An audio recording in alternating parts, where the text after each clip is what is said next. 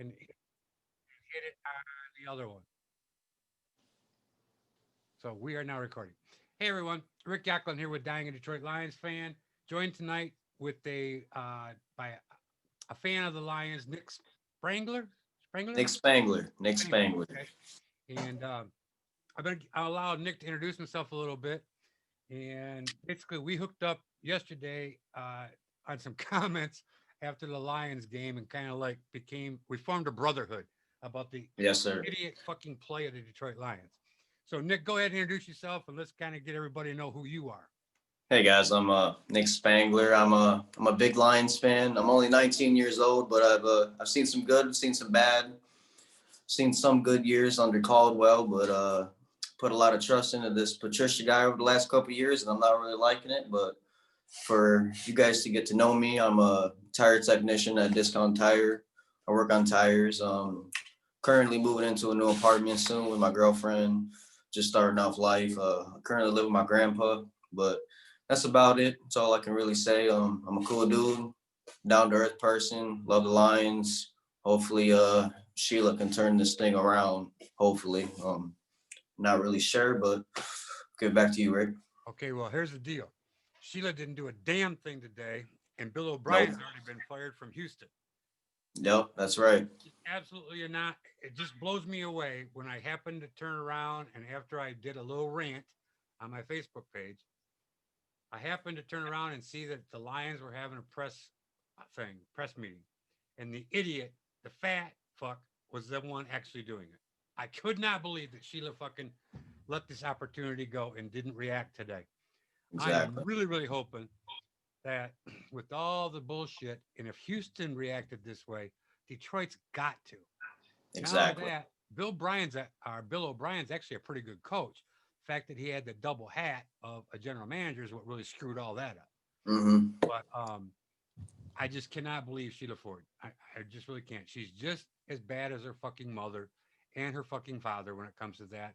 And just so everybody knows, there's a lot of like explicit language that comes out of my mouth, especially when I talk about the Lions because they absolutely drive me crazy. So, um, a little couple things have happened today, and Nick has had a chance to kind of like check on a couple of them. But I'm going to insert a couple different things here. We've got a clip from this morning on the Zubin, Jay Will, and whatever they got, Keyshawn show, um, where they actually talked to Orlowski in regards to yesterday's loss and Caldwell's wonderful remarks at the podium. And then after that, we'll interject a little bit about that. We'll talk about that briefly. And then I have one more because Jalen Rose absolutely went ballistic today on his show. So we'll play them both. But in the meantime, let's start the first one. You're not going to be able to see the recording, but I am going to move my microphones around so that I can record it better. And we'll go with that first. The first one is Dan Orlowski's thing, and this is on Zubin and Jay Will and Keyshawn. Here it goes. Real defense might get 50 hung on him. We'll see. Dan Orlovsky is here to give us the Straight Talk, brought to you by Straight Talk Wireless. No contract, no compromise. The Lions lioned again yesterday. Big lead against the Saints. They had a monumental opportunity for a two-game win streak. Could not put it together. After the game, Matt Patricia, who is now 10-25-1 as the team's head coach, they have blown a double-digit lead in a full one-third of his games. He said this after the game on essentially what was left for him when he walked in the door. I know we got a lot of work to do. Certainly, I think when I came to Detroit, there was a lot of work to do, and that's what we're trying to do. But talking about this year right now, we're talking about right now, these first four games, and obviously today wasn't good enough. I think after four games, our team can really take a look at itself and say, okay, hey, how do we need to play the games? What do we got to do? We've got some work to do during the bye week here, I think, which will be good for us to really take a look at how do we need to play going forward. And I think that's probably the most important thing from that standpoint is what do we do going forward? And how do we win? Okay, so Dan, you played for Coach Caldwell in Detroit, correct? You kind of came in during the break and said you were very hot on this. Upon hearing that and realizing he was 10-25-1, you played for the previous iteration. Does he have a valid point? No, respectfully, Patricia forgot that there were players on those teams before he got there, and we're going to come to Coach Caldwell's back, one, because it's the truth, and two, because we have immense respect for Coach Caldwell. First of all, we were 11-5 in 2014 and a really good football team. 2015, we go 7-9 it's because we turned the football over. But the last 8 games, we were 7-1. So flipped our season around. The next 2 years, we're 9-7. And I believe in week 17, we were playing Green Bay in both years for a chance to win the division. Okay, so to come in and say that you had a lot of work to do is completely false. It's a bunch of trash because that wasn't the case in Detroit. We were a good football team. Matthew Stafford was playing as good as he has in his career. That was because of Coach Caldwell. And we were an organization that was ascending. He was building. And you know what? Another thing, Z? The culture was amazing. The culture was fantastic. So you had a winning record in 3 or 4 years. The culture was great. Your quarterback was playing really good football. So for him to come in and say that there was a lot of work to be done is a bunch of trash. Second of all, you know what Coach Caldwell wasn't? A finger pointer. Like, what coach comes in and says, oh, well, when I got here. What did I say earlier? Yeah. I did this, Dan. I said, Finger pointing. I said the one thing I can sure tell you about that coach right there is he's doing this. He's looking straight ahead, but that left is going right, the right is going left. Finger point. All day long. And just finger point. And it's wrong. It's false. And for him to go say that after being 10-25, to say that, to go, well, you know what? Before I got here, it was bad. Wasn't me. Here's the thing, Coach. No, it wasn't. We have eyewitness accounts of it not being bad. It was actually really good. It was a great place to be. It was a great place to work. We loved playing for Coach Caldwell, and we were a good football team. Were we great? No, and here's the thing. When he was hired, the comment was, we need to take the next step as an organization. That was the comment from, I believe, ownership and their general manager, Bob Quinn, who I love and have respect for. We need to take the next step.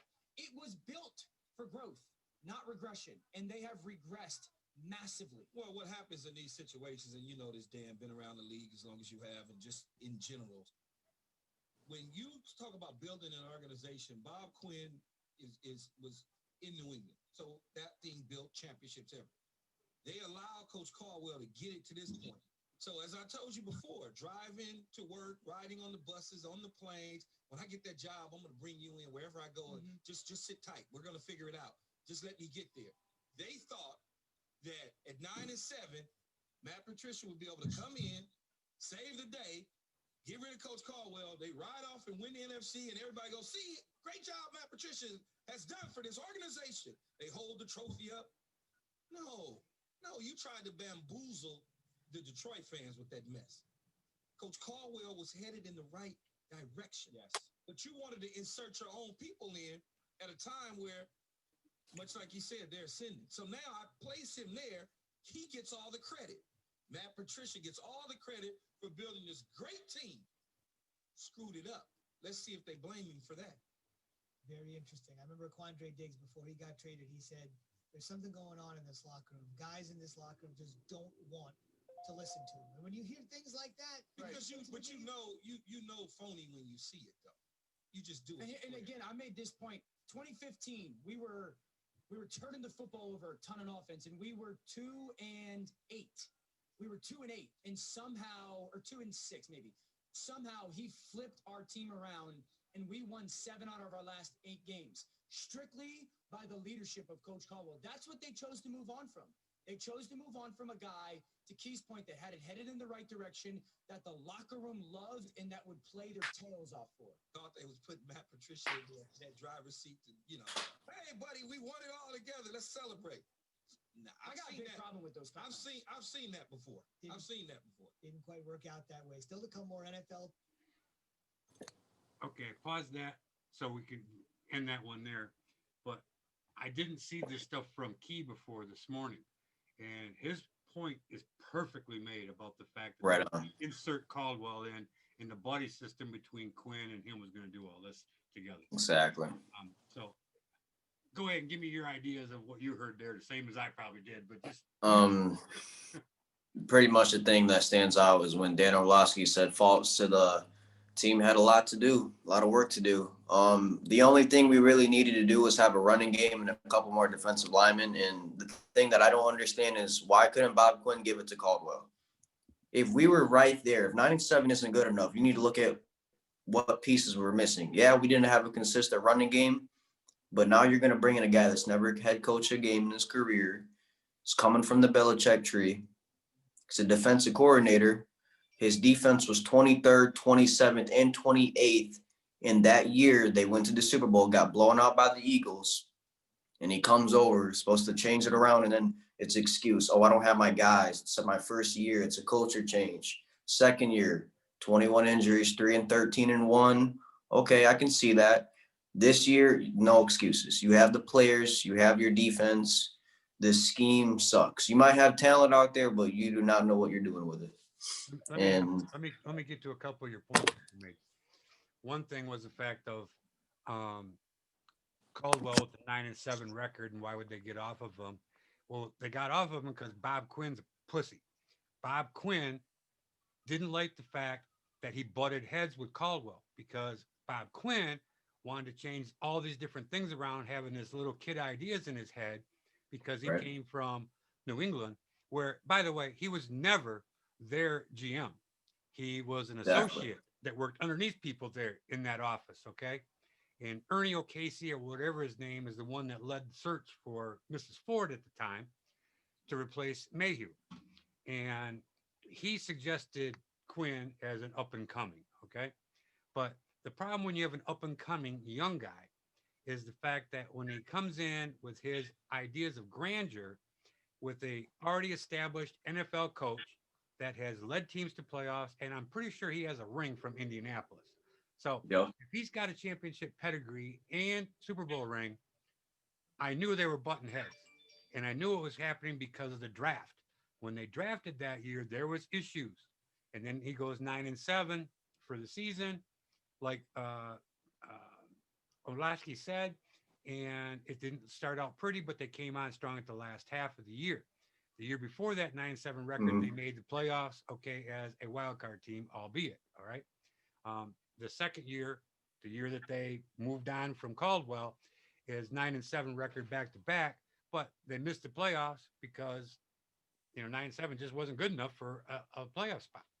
So the immaturity of Bob Quinn right there showed immensely, and him bringing in his buddy, I fully understand most general managers want their own boy, and I can live with that. The only problem being is, old boy he brought in has never been a real true defensive coordinator. He had every game plan handed to him on a silver fucking platter by Bill Belichick. And the only person in the New England coaching room, okay, that's got any kind of like actual ability is their offensive coordinator. And he'll get another head coaching job, or the fact that he left after saying he was going to go to Denver and then backed out of it. He's promised Bill's seat when Bill retires, so he's not going anywhere. And if you look at the tree of Bill Belichick, most of his coaches don't do well in the NFL. Anybody that's been a coordinator, go to Charlie Weiss, go to all these different people, they couldn't handle shit. Charlie Weiss couldn't handle a college team. So how the hell is he going to handle a pro team? So that's number one there. I mean, that just pisses me off to no end. And as I mentioned, Bill O'Brien was fired today by Houston from both positions, of course, head coach and GM, because the owner really couldn't fire the GM, which he needed to, without firing the coach. So I don't know what the hell's going to happen there. But there's one thing Sheila could do. She could pick up the phone and call him, because he's got to be a better just plain head coach, than the idiot fat fucker that we have standing on the sidelines now. Not that I want to keep him long term. I don't want Bill O'Brien around long term, because I'm afraid he'll fuck Stafford up even more. Okay. I think Bill O'Brien, you can compare him and Quinn and Patricia all in one, because all of them are very ignorant. They didn't want to pay the players that deserve to get paid.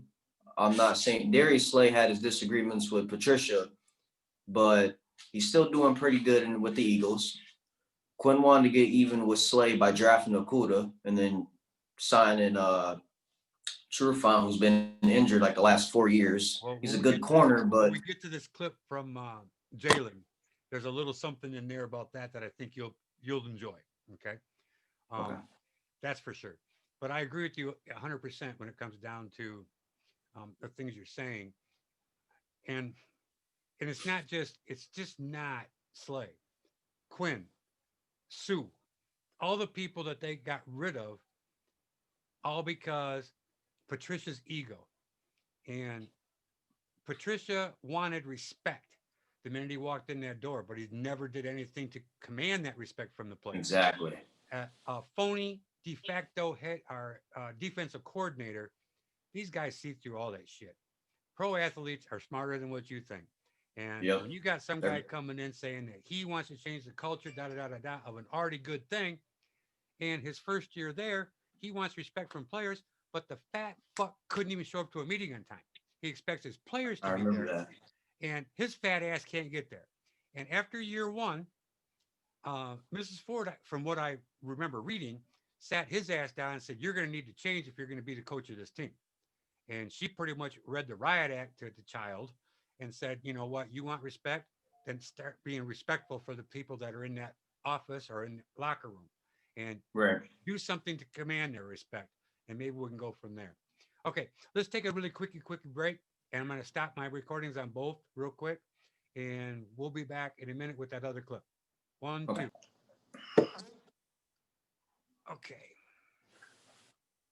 We're back. Except for the first one didn't go through. Okay, we're back. Rick Yaklin here with Nick Spangler, and we're going to continue talking about the Detroit Lions and the fiasco that we've had. For those that don't know, Matt Patricia's record is now 10-25-1. They have lost 6 consecutive games where they've had double-digit leads in the game at some point. So this defensive wizard guru, suppose quote unquote, they're supposed to have, shows you what kind of talent he's got. We're going to play another clip from Jalen and Jacoby from the day, and listen to this, folks, because this is a Detroit boy, born and bred, loves his Detroit sports teams, and the fucker's having a meltdown on national television today. Here it goes. Jalen, I don't know if you saw, but the Lions play football this weekend. Keep moving or hit the brakes. You know what? Hit the brakes, dog. Okay.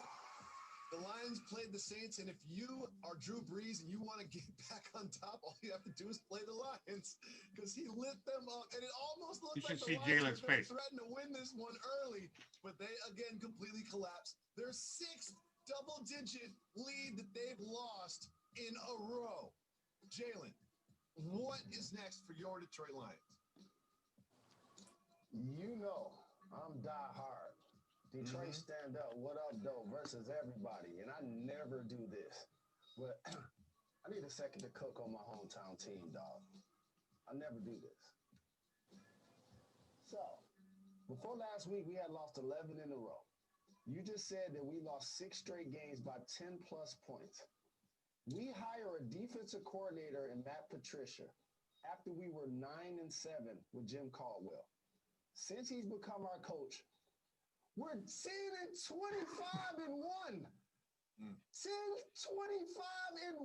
25-1. So 6 straight you double-digit hire a leads defensive lost. coordinator, which means that, okay, we're going to lock down defensively. We got Slay over here. He all pro. Let him walk. And then draft the quarterback. Why not keep both? Why not keep both? Here's another thing. We draft 2 running backs within the last couple of years. And Adrian Peterson all day is a legend. But there's no way he should be getting the most touches for a running back out of our backfield at this point of his career. And we just drafted 2 running backs. Like that philosophy just doesn't go with one another. And then lastly, what did I say we should have did in this year's draft? What did I say we should have did in this year's draft? What did I say? Take Tua. Take Tua. Take Tua. It ain't that I don't like Matthew Stafford.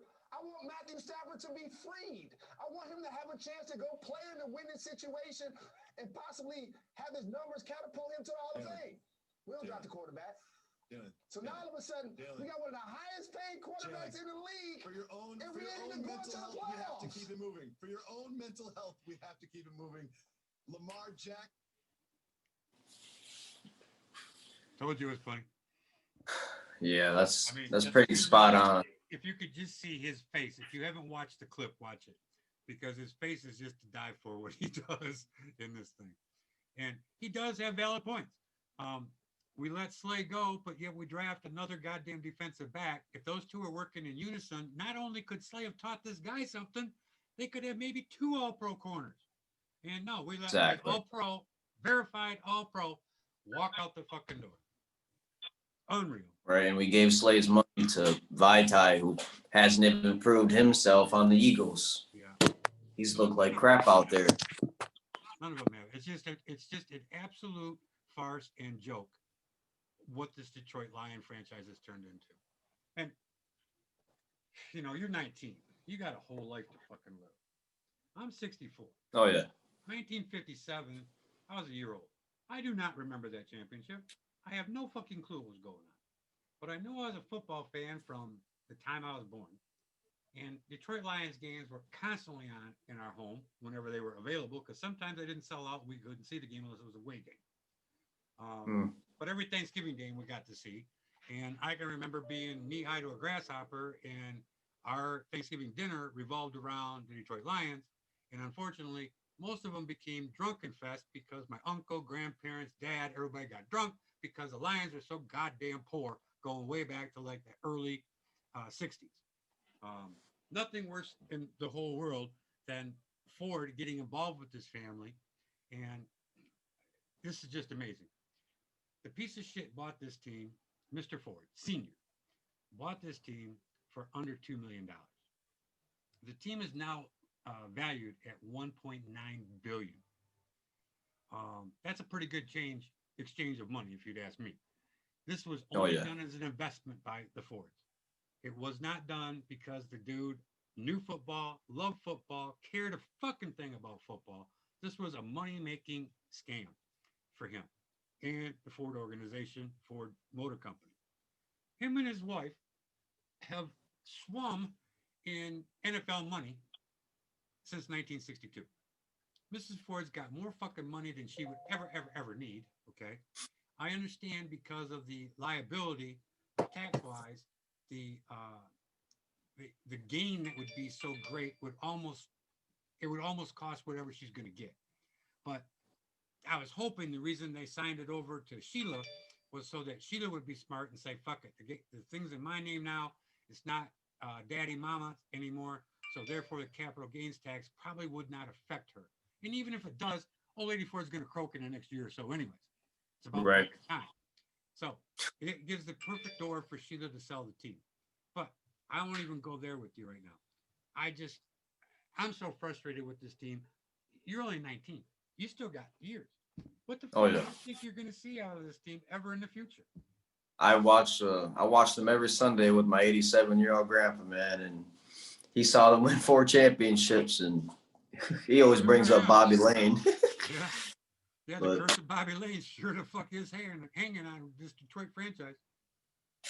Yeah, that's crazy. I don't know. I feel like Sheila was a little bit better than her husband. Like she was a little bit more involved. Or you mean old lady Ford? Oh, Martha, my bad, not Sheila. We haven't seen anything from Sheila. My bad. I feel like Martha was a little bit more involved with the team than her husband. Nothing else to fucking do but count money. Exactly. She would show up for like the events and everything, but the only time when she came in the locker room was when they won. So they lose. They could make a move. It's disgusting. It really is. I'm just so frustrated with the whole thing. And I really, really swore to God, I really thought Sheila would react this morning. I can't imagine how she can show face anywhere in Detroit. I really don't. Because I know a lot of people are frustrated right now. A lot more frustrated than they've been in years. And you know, Facebook, you're in some of the groups because you and I connected out of the Facebook. Yeah, the Matthew Stafford group. Yeah. Well, I've been banned from the Matthew Stafford group because of the video I posted yesterday. No. You know, and I didn't say anything bad about Matthew Stafford. I don't even know why they went on you. We're just all frustrated. Like you have every right to be saying that stuff. We're all mad and everything. And I've always been an optimistic person, but I can't defend this guy anymore. I've defended him for 2.5 years now, because I can't do it. I thought Caldwell, I thought he was okay, but I didn't realize how good we had it until this year. So I gave this guy one more Caldwell chance. was a laid back guy. He wasn't a Jim Schwartz or Rob Marinelli. I think some of the fans liked the rah-rah, even though they were terrible coaches. I think Right. the fans liked the fact that they reacted. And Caldwell was laid back, even key. And I think that's what helped that team win back then in 16, 17, whatever, was the fact that you didn't have ups and downs. You had a calm guy on the outside, on the side of the field. And sometimes I used to get disappointed with him too, because they had that deer in the headlight looks, that what the fuck Right. do we do now, but I really think that's a huge, huge mistake that the Lions have made, getting rid of him, but we can't go back. Yeah, that first year Caldwell team could actually went to the Super Bowl if it wasn't for that flag call on Pettigrew. I remember that. No, it's a shame, but that's where we're at. Um, let's talk about. Oh, let's say one more thing with the Facebook groups, because I just want to mention this, because I'm going to post this to every other Facebook group that's out there.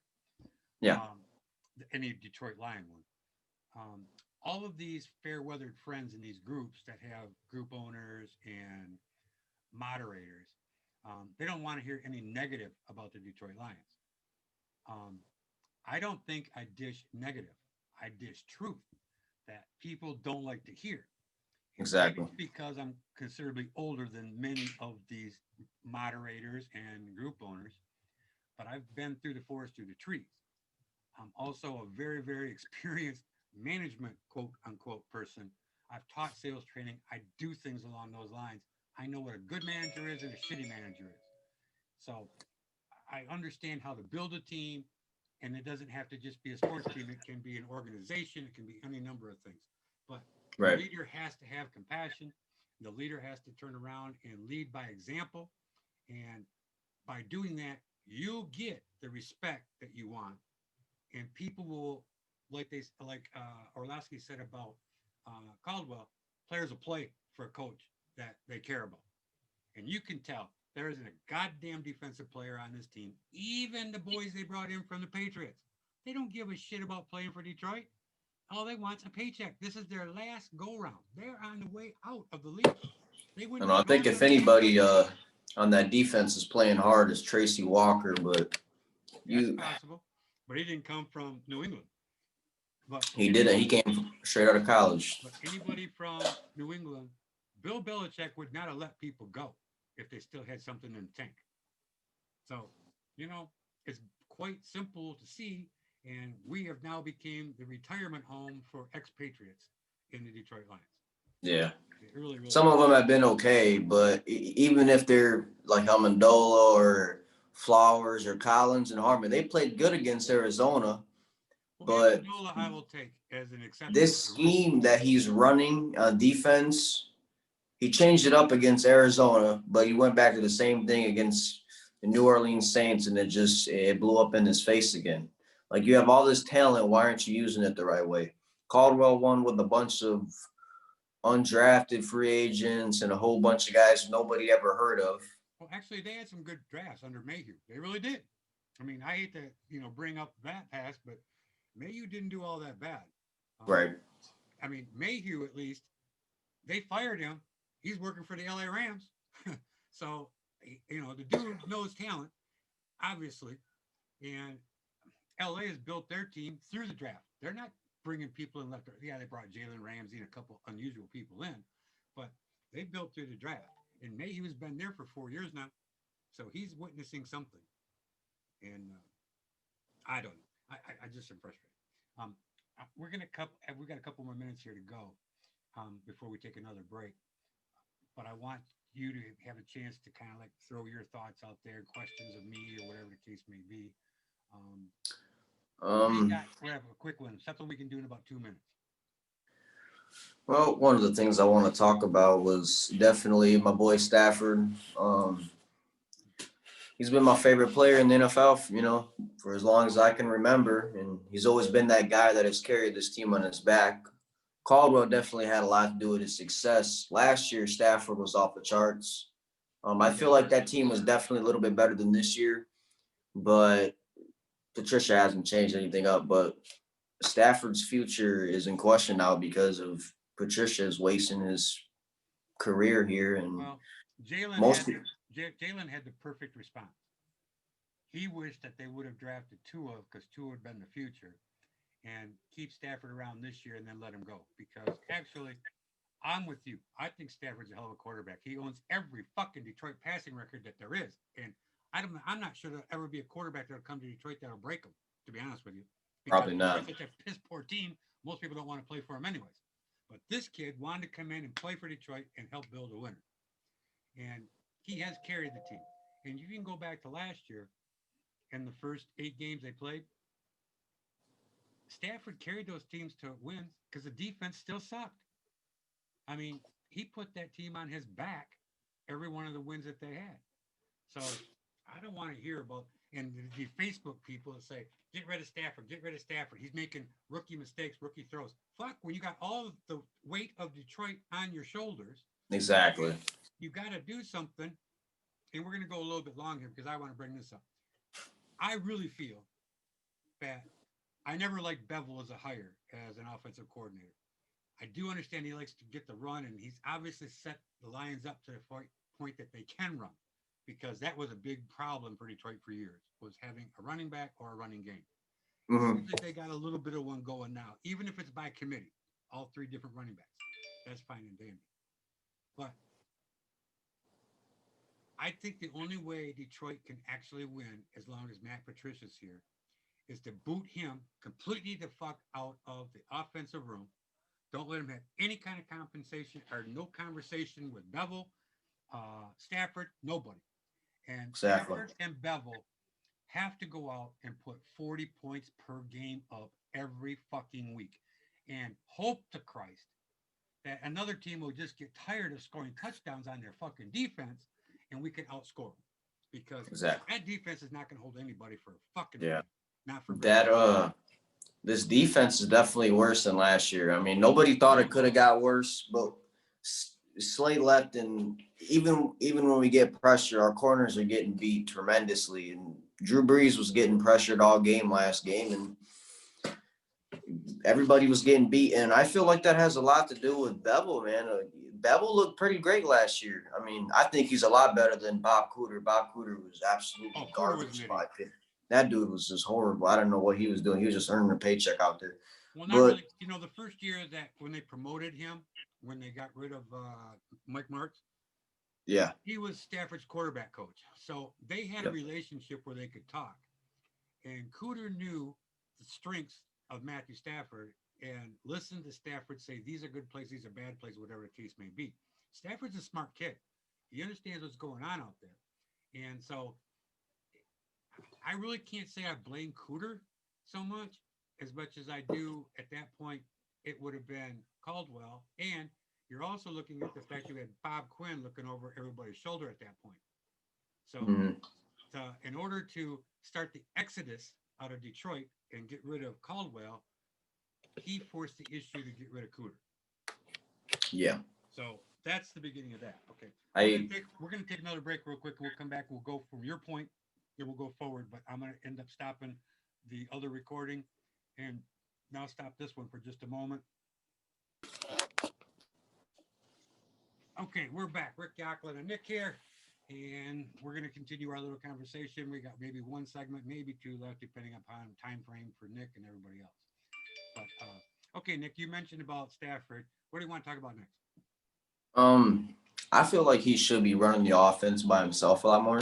I do think Bevel does try to step in and try to be more of a leader, which I think Bevel's good, but you need to let your quarterback handle game time situations. Let him handle the offense. Let him run it. We got to stop letting the AP run up the middle all the time. You know, he's good. I still think that dude's a pretty good running back for 35 years old, but we need Swift to get more touches. Every touch that Swift got last week, I believe it was a first down every touch that he got. He's fast, too. He's fast. And I don't understand why they put him into that situation against Oh, I'm sorry. You go. No problem. I just saw that. I can't remember if it was a swing pass, pitch out, whatever. But that dude picked up and went from 0 to 60 in like 2 steps.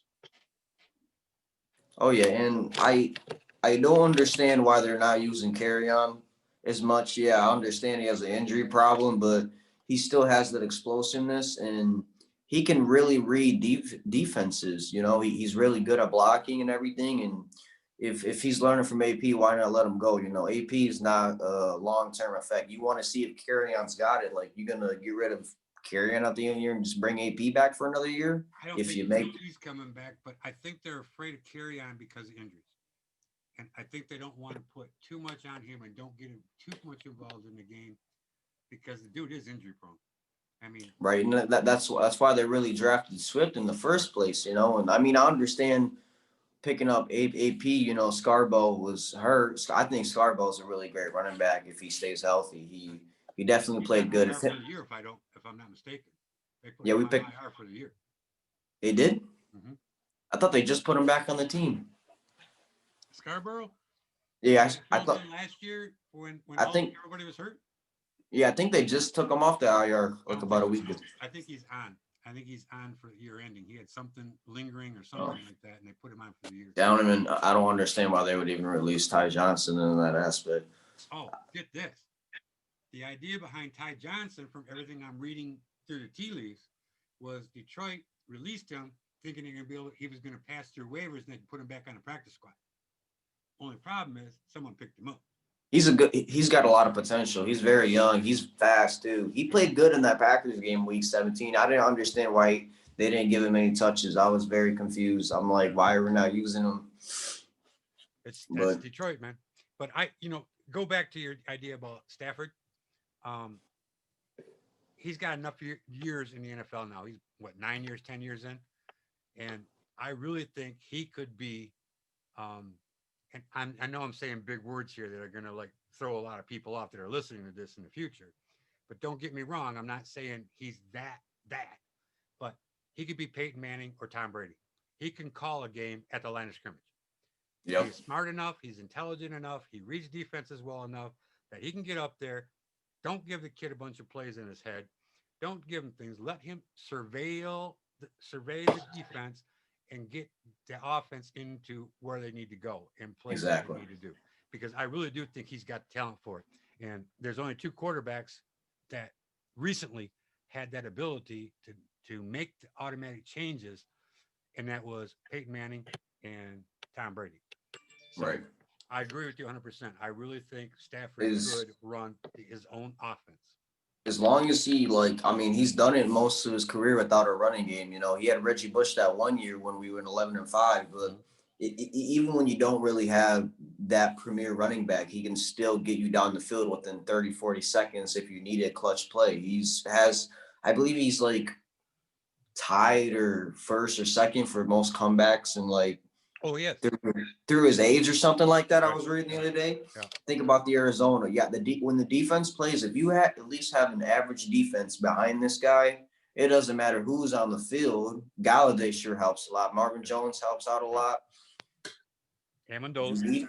You need to have an average defense. You need to at least get pressure to the quarterback because we saw what happened last week. They couldn't stop Drew Brees without, they had all these backup wide receivers. Kamara, nobody's stopping Kamara. I don't care who's I'm defense really you have. surprised that they actually beat Arizona because in my mind, they weren't beating Arizona in Arizona. Yeah. The thing that surprised me, and the only reason I think that they did win the game, was that Murray had those 3 turnovers. He hasn't turned the ball over 3 times. They're beating Detroit. And for Detroit to get a game-winning kick and sneak out of Arizona with a win, good. It's the Lions. I'm happy they won a game. Right. I sat there just waiting for the collapse, watching the game on television myself. And this past Sunday, when they're up 14-0 with 7 minutes left to go in the first quarter, I started drinking beer, cracked my first one. I said, you know what? They're going to blow this. This is the Detroit Lions. They're going to blow it. 35 points later, they're down 35-14. And it's like, Jesus Christ, it's unbelievable. You can almost, the script before the damn game's played. Disgusting. Seen this before, you know. Seen Yeah, it before. big time, big time. All right, Nick, what else you got? Let's see here, man. I want to talk about Glover Quinn and Quandre Diggs going in on Patricia. That was good. Talking about the 9-25-1 versus 9-7.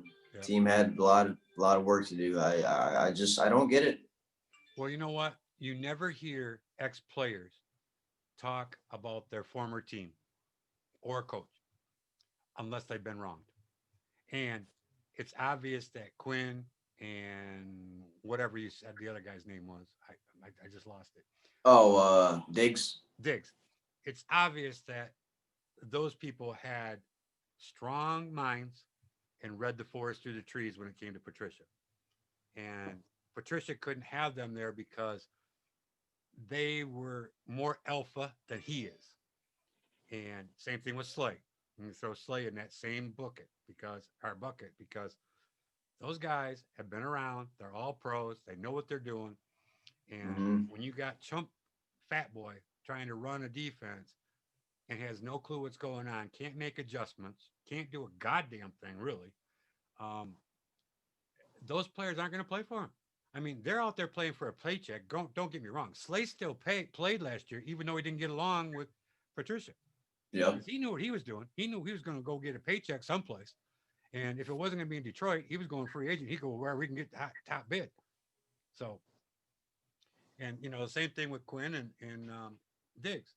Those guys wanted out of Detroit, and I can't blame them. Why play for a losing organization year after year after year? You're putting your life and your body on the line every Sunday. And you got somebody that doesn't respect you or football or the organization. The dude's here making a paycheck the same as they are, and they know that he's worthless. I don't know how else to say it. Players see, players know. Players want to be coached, and a good coach will get the most out of a player. If the player's better than the coach is, the player's going to win. I think one thing I didn't realize is, you know, like everybody knew, you know, as soon as Patricia got in there, okay, there's some problems going on in the locker room, you know, because that stuff gets out there real quick. It might not be true, it might be true, but during the time it was true. And you go from a coach like Caldwell, who was a people's coach, to Patricia, players coach, right out the gate, pointing fingers and everything. You know, Patricia's like, I'm gonna do this my way. Someone's trying to call me. I don't know what just happened. Am I still there? You're right. What the heck? Someone's still trying to call you. What's going on here? Okay, Nixter. All right. Goodness. But yeah, like you got Caldwell, you know, he was a player's coach. He never pointed fingers. If there was any problem, he would have pointed it out. He was a man of God. He didn't care about what you did off the field as long as you showed up and did what he says, you know, but he didn't demand you to do everything that he said. He just wanted you to win and play as a team and show up. And Patricia just wants you to do everything his way. And because he's from the Patriots and he's Bill Belichick, you know, so. Or Junior, who wants to be. Yeah. And I mean, I'm not going to lie, though.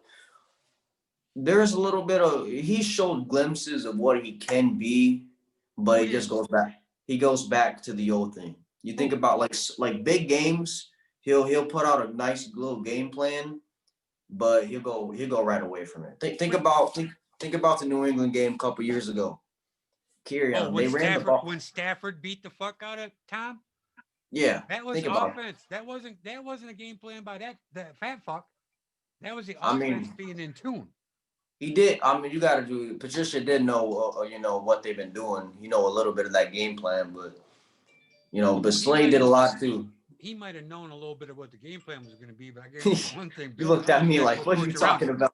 Yeah, because I've never seen Patricia have any kind of game plan that make any semblance whatsoever. I mean, there's only a couple games that I've seen where, like, okay, you could be a good coach, but you're not. Like, the only games that I could think about is Kansas City game when I went to Kansas City last year. They were the only team to allow Patrick Mahomes not to get a touchdown all year they didn't even have Diggs that game. And that's why I think Bob Quinn traded him. He said, oh, we didn't have Diggs in that, we can trade him. And I'm like, I knew that. And I have a bad feeling he's going to try trading Marvin Jones. Oh, they're not going to That's sign Marvin. I mean, as it stands right now, they'll let him walk. Well, first of all, I'm I'm hope I'll eat those words because I hope that Quinn and Patricia will be gone and Marvin Jones will still be here. yeah, him and Galladay. They especially Galladay. You got two decent players there, and you can't let them go. Not both of them. I just don't Both of them understand why Decker got paid before Galladay. I mean, I understand. I think Decker's a good offensive line, but Well, I have to admit that you got to protect Stafford or oh any yeah, quarterback. Okay, so I can see that. Galladay will get his. Um, I'm pretty positive they'll sign them. They'll sign him to a long term. I'm not so sure about Marvin Jones because they're going to say the money is not there. But again, it's the greed of the Detroit Lions and the Ford family. right.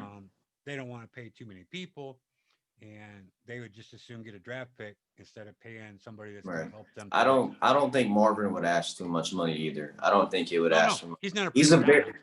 he's a very grateful person, even down to what happened to him last year with his kid Marlito. Right. He's a very down to earth person. He really cares about the city of Detroit. That's the funny part about Him Patricia just running these players off is we the fact ruined that him. most of these players, once they come to Detroit, they love the fandom. They love the support they get from the city, the fans, the area, advertising opportunities they have. All those things are positive. It's just the fact that coaching runs these players away.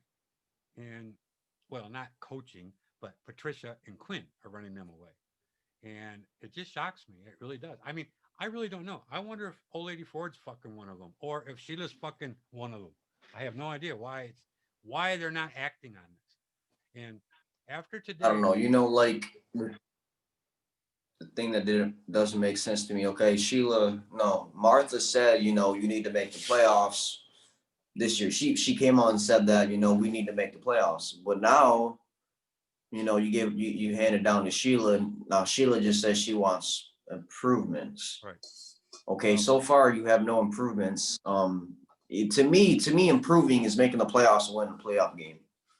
Because it's that's what you're definitely supposed to going do when better you got than here. You're supposed to, it's definitely going better than and you win. 3-13-1. And I'm not sure 5-6 games makes better. And as it stands right now, this team doesn't have a prayer of winning 6 games.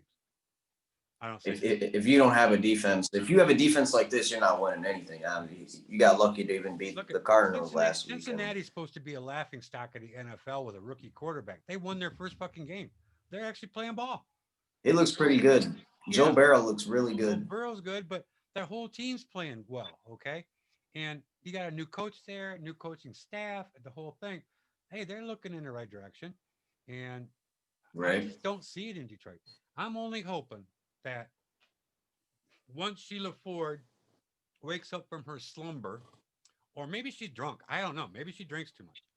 But when she sobers up, hopefully she'll see headlines tomorrow and find out that O'Brien's been fired. 0-4. Right. A guy that's taken Houston to the playoffs the last 4 years. And they fired him. I mean, he's made some stupid decisions and stuff, things along those lines, especially as a general manager, getting rid of Hopkins and everything else he's Right. done. But I hope that Sheila wakes Yeah, up that and was realizes that horrible. if Houston can fire their coach and general manager that have taken this team to the playoffs 3 out of the last 4 years or whatever it's been, okay, then why am I sitting here waiting on Patricia? Because we aren't doing anything here and we're not going to do anything. Right. And if she can't see that, she has no business being in the front office of an organization, in my mind.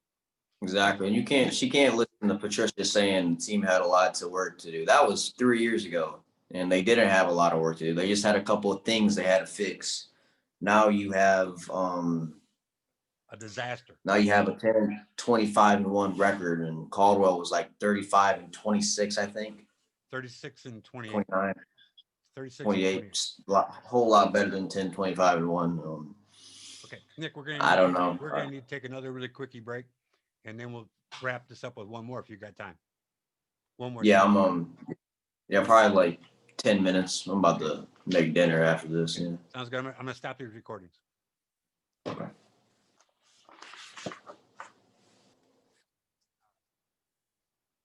Okay, fourth segment here with Nick Spangler, Rick Yaklin, dying a Detroit Lions fan. We're going to wrap this recording up, and we're going to talk a few things that Nick's got in mind. And ask away, Nick, and let's go in the direction you want to go for this last segment. Um, well, we were gonna talk about coaching or GM, but I really want to know what does life look like without Stafford? Because most likely, I know, I hate to talk about it too, but most likely we get a new GM in here, a new head coach, they're not gonna want to work with him. No, I don't agree. I hate to say, I don't agree with that. I I don't either. I just it's my worst fear to see him go with another team and to win a Super Bowl. Actually, he deserves it. He does the deserve it. He opportunity to go does where he deserve it. wants to But go. I just know it would kill a lot of people, like diehard fans like us, especially just me. I hate to see him in another jersey. It would just feel weird, and especially us, like we would honestly be going through another rebuild for like Oh, 4 or yeah. 5 years. I mean, I don't know. It usually doesn't happen. You see Baker Mayfield, they're just finally turning things around, but without Stafford, I mean, I don't know. Is another head coach going to want to keep him? I would. I don't see why you wouldn't keep him Personally, because if you listen to pundits or NFL analysts on all the networks, everybody agrees Stafford's a hell of a quarterback. The only downfall they have for him is he hasn't won a playoff game. right, that's not his But fault though. exactly. I mean, I hear that, and I want to pull my hair out because when Exactly. has he ever had support? He does Exactly. not have support on that team. And the majority of the winning that he has done has been on his own moxie, his arm, and his own abilities because he's not been given a fair shake here. And that's why Jalen was talking about the fact he's not a Stafford hater. He doesn't want Stafford to go someplace, but he thinks Stafford needs to go somewhere where he can win on a different Right. team, okay, in order to get Hall of Fame stature because Stafford can retire from Detroit, have all the Detroit records in the world, and be up there in the pantheon of top quarterbacks, yardage wise, everything else. But he's not going to be Hall of Fame worthy without a championship. Right. Yeah. If he gets a ring, he'll be honestly. You can consider him one of the greatest of all time if he wins a ring or Right. two. Like Right. he's been consistent his whole career, even when he was a rookie. Yeah, he makes mistakes here and there, like we were talking about, but He's carrying a team. he's carrying a He's team trying to for, force a ball into a 3-inch hole. and he does a pretty dang good job of doing that. I don't think I see anybody else throwing a window, just like all the way back to that KC game last year when he threw it that window against Galladay. I'm like, wow, I've never seen any quarterback ever make a throw like that. Some people would think we're over, skeptical because some people don't like Stafford, but No, there's people a that lot of don't people like don't. Stafford, Well, people that don't like the people that Stafford, blame Stafford don't know football. they don't watch it either. They just look at the score after the game. They say, "Oh, they lost again. They need to get rid of Stafford. Why don't they move on from Stafford?" I'm like, if you think they should move on from Stafford, you absolutely don't know football. And that's why I'm worried about having a head coach. Like, what if this guy doesn't really watch our games? And he's just like, nope, I don't want to have Stafford. You're gone. That's just my word. I can't do it. Like, I don't know if I'd be able to watch the Lions, dude. Well, let me put some of your fears to rest. Number one, Stafford is a big cap hit right now at $27,000 a year or whatever it is, or 27 million. But he's a bargain because every single player coming up that's up for a renewal is going to keep getting more money, more money, more money. And Mhm. Stafford at one point, a couple 3 years ago, when he signed that contract, okay, was the highest paid quarterback until the next one signed. Right. So going forward, he's got a huge cap hit next year. It alleviates a little bit the following year, but he's still under contract for like 3 more years. So why, when in reality you have a bargain at 27 million a year, would you get rid of him? I think he's Yeah, only 32, right? yeah. And you're Yeah, also he looking has at the like 8 fact, more years on him. Yeah, but if he's you, well, depending on his back, right. Yep, you that is keep true, getting him man. hit. Okay, he could Yep, break his back any moment. that's true. The other deal is that a new rookie quarterback coming in, you got 5 years with the kid without paying him. So I can see that end of the spectrum, The only way I see that working in Detroit is they keep Stafford, they bring a new rookie in, and they groom the kid to play 4 years from now. Right. Yeah, that's the way to do it. Don't do it. Like, I mean, I understand Jalen, he wanted him to do it, and Right. trade Stafford here. Well, hey, But I'd be I happy. think, I'd be happy to see Stafford go. I mean, I think Atlanta's about done with Quinn, their man, coach. Okay, and I think Matt Ryan has proven his level. He got to the Super Bowl, but you know what? He's just not a charismatic leader. I think Stafford could go down to Georgia. He's from UGA. Okay, right, um, he's got a house down in Georgia. I think he could go there. I think they'd love to have him. He'd be like a homecoming kid. Um, right. and there are other teams that would love to have Stafford at quarterback. Oh, But yeah. I don't know who they would replace him with. I really don't. And there's not a backup out there that I see that's ready for a starting role, to be honest with you. Right. And but then again, at the way the Lions are going, they could be in the running for that kid out of Clemson, Trevor Lawrence. Trevor Lawrence. I think he's good. I was watching his highlights last night. I think he has good decision making. He's pretty mobile too. He's got fast legs. The reason why I didn't want to draft Tua this year is because I knew no matter what, if we drafted Tua, he ain't gonna play for about a year or two. And Patricia and Quinn needed playmakers right now because this is supposedly they're making a break a year. Hopefully, they're out of here soon.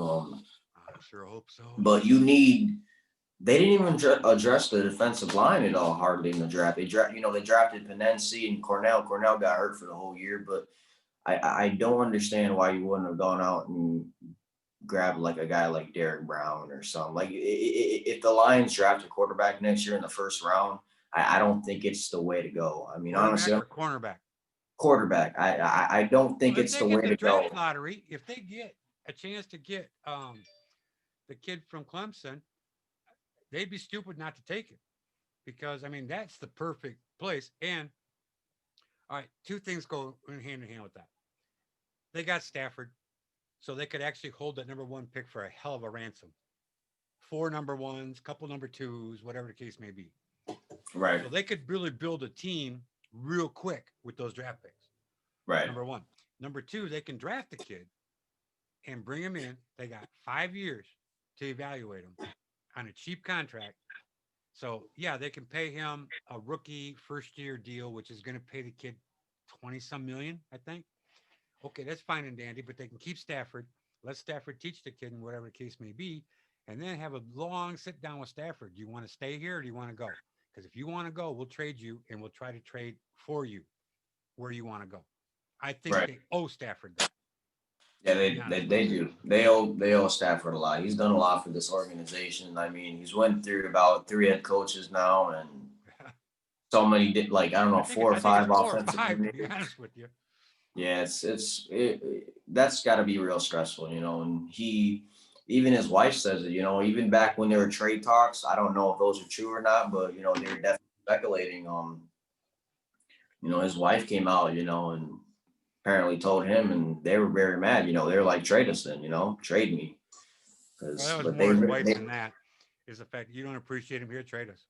You know. oh yeah, man, she's always going to defend him, and they defend the city. They really want to bring a And knowing, championship but to knowing that, this but team. she's also turned around though and stated publicly on numerous occasions that Matt doesn't want to leave here. He wants Yeah, to build a winning team here and yeah, give Detroit a championship. They've made a second home here. They like it here, whatever the case may be. Now this year's screwed up because of the COVID and the whole thing and having new kids and the whole deal. So I understand parts of that, but I don't think he really wants to go. Now you're talking about a coach too. You mentioned a coach while we were on the little break. I don't mm. know who the hell they could get for a coach. I really don't. I know I I don't mean, know. is it worth going after that DC from San Francisco? Is it worth going after an offensive coordinator from some other place that's never had head coaching experience? Because that puts us right back in the same spot as Patricia. I know it's very I don't know, confusing. You see a lot of more off. I think you see a lot more offensive coaches these days, definitely Well, than you have. I mean, a it's lot because of it's because the game has got to be so much more offensive minded and multiple. right. You're looking at more run. You've got this, more passing game, the whole thing. I guess Bellamy is who I'm thinking about from Kansas City, the offensive coordinator. Oh, yep, Now, him. I Yeah, wouldn't mind I've seeing seen. him come in, to be honest with you. I mean, number one, he's been under a great teacher in Andy Reid. Andy Reid's amazing. Yeah. He's And amazing. most people that go under the Andy Reid tree, if they're anything worth a shit, they are usually pretty good in the NFL. Might take them a couple of years to acclimatize, but Yeah, they can usually do a pretty good job. But Belichick's tree is like burned. You can burn that fucker down. It's Bill and Bill alone. yeah. Bill's the goat, dude. I think. I mean, honestly, so far, in my opinion, they've done a pretty good job. They've lost a lot of guys, that signed away because of the COVID and everything, and they're still what 2-1, I think. Two Yeah. and one. I And mean, they it's play still the early. they're starting here shortly.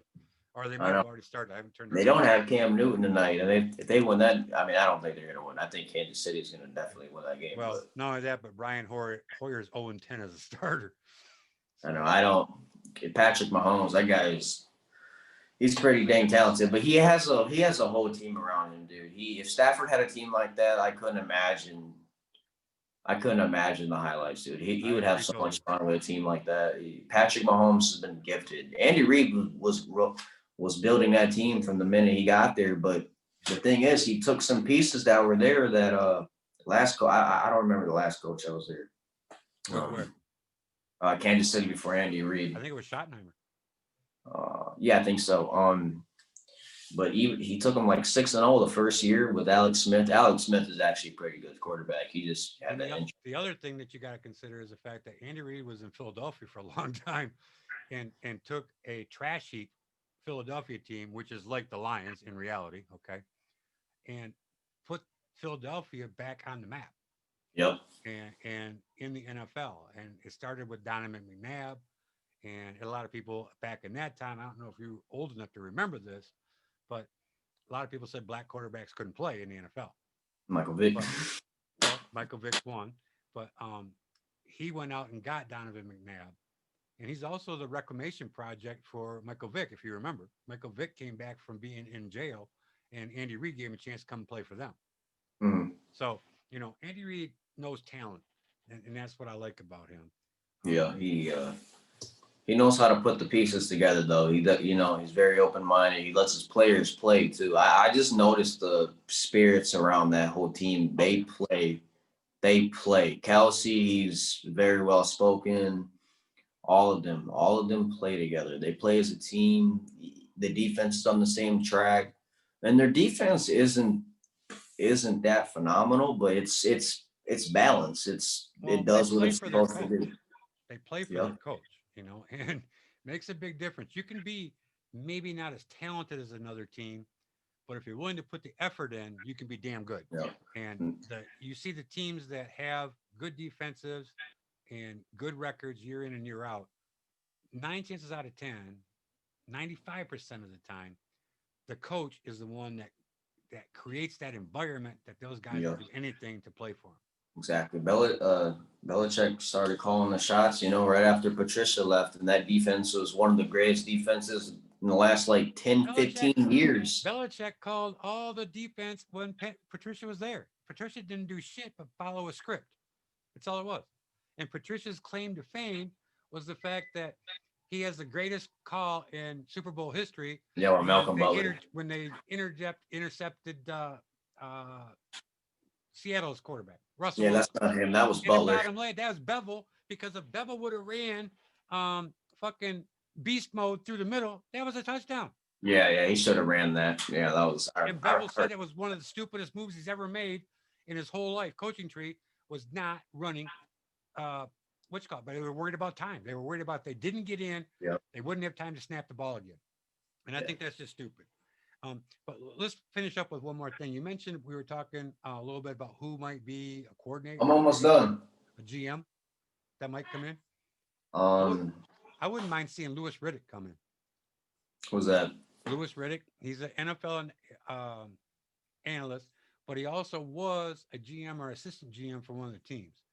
And I don't remember who he used to, be a GM for or whatever, but he does know talent, because if you watch him on draft shows and just regular NFL countdown or NFL shows, He's sharp. He picks up on a lot of things, and I wouldn't mind seeing him, but he might be costly, and someone's gonna have to shell some money out to get him, I think.